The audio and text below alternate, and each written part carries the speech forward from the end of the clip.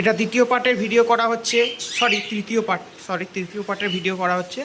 এখানে অ্যালবিনোর সঙ্গেও ভিপাইডের পেয়ার আছে, প্রিন্সেস ভিপাইড ভেতরে ডিম দিয়েছে।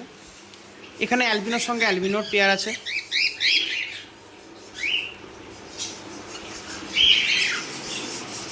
এখানে এক পেয়ার কনুর আছে, ডবল রেড ফ্যাক্টরের মধ্যে কনুর আছে এক পেয়ার, পাইনাপেল।